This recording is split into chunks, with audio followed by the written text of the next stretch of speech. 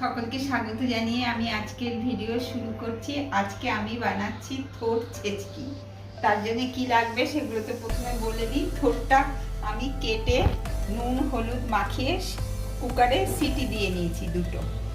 আর বড়ি, কালো জিরা, শুকনো লঙ্কা, কাঁচা লঙ্কা, নুন, চিনি, হলুদ। এখন কড়াইতে আমি তেলটা দিয়ে দিয়েছি, তেলটা গরমও হয়ে গেছে। এখন আমি এই বড়িগুলো ভেজে নেব।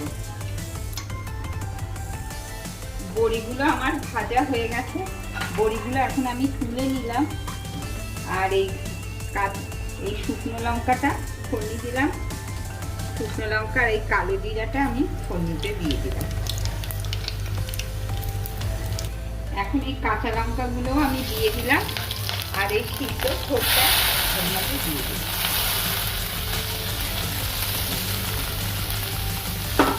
আর এখন এর মধ্যে আমি নুন দিয়ে সিদ্ধ করেছি, আর এখন আমি অল্প একটু নুন দিলাম, তারপর দেখে বাকিটা দেব। আর একটু হলুদও দিয়ে দিই।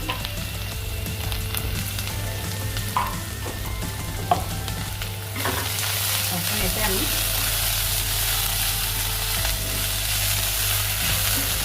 ভালো করে ভেজে নেব। এখন আমি গ্যাসটা স্লো করে ঢেকে রেখে দেবো 5 মিনিটের জন্য। তারপরে আমি দেখাচ্ছি। 5 মিনিট আমার হয়ে গেছে। এখন আমি ঢাকনাটা খুলে দেখি। এখন এই বড়িগুলো যে ভেজে রেখেছি, এই বড়িগুলো আমি এর মধ্যে দিয়ে দিলাম। আর মিষ্টিটাও, নিরামিষ তরকারি, আমি মিষ্টিটাও দিয়ে দিলাম 1 চামচ। এখন এটা ভালো করে মিশিয়ে নিয়ে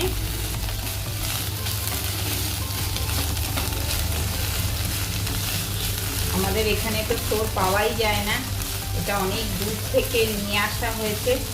আপনারা থোড় পেলে খাবেন, থোড় খাওয়া খুব ভালো। এখন আমার হয়ে গেছে, এখন আমি 5 মিনিট পরে নামিয়ে দেখাচ্ছি। 5 মিনিট আমার হয়ে গেছে, এখন আমার থোড়টা হয়ে গেছে। এখন আমি আপনাদেরকে নামিয়ে দেখাচ্ছি কিরকম হলো। কি সুন্দর হয়েছে আমার ছেচকি।